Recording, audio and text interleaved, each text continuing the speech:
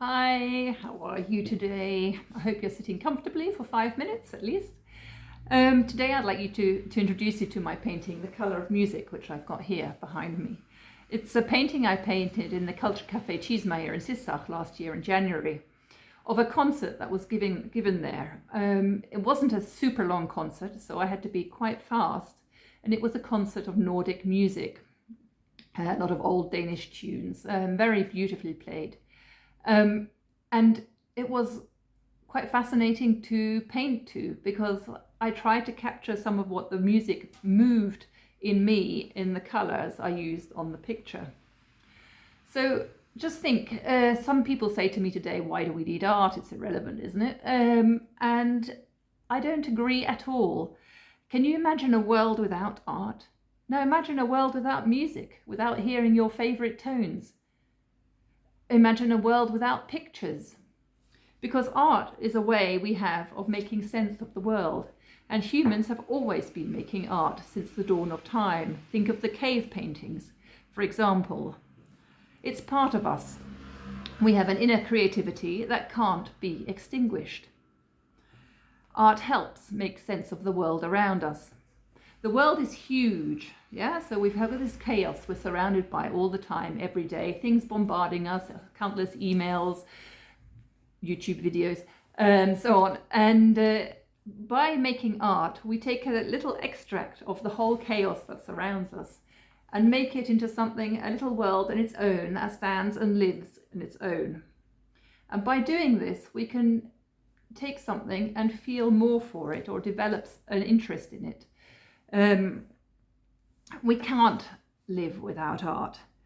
John Ruskin also already said, when he taught painting, he didn't actually, he taught a lot of nature drawing and wrote a book about it. And he said he wasn't interested so much in teaching his students to draw, more to teach them a love of nature by making them draw nature.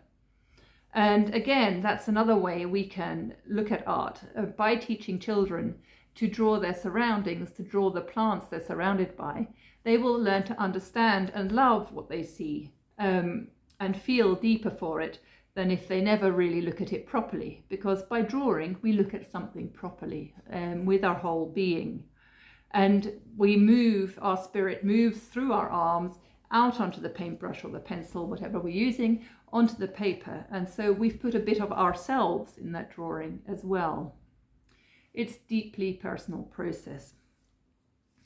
And again, think about art when words aren't enough. When we can't say what we feel, I start to draw. When we can't say what we feel, some people start to sing.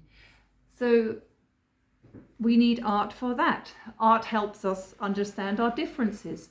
By looking at art, for example, by reading a story or a novel, you can look at a situation that is maybe different from yours. It's a novel after all.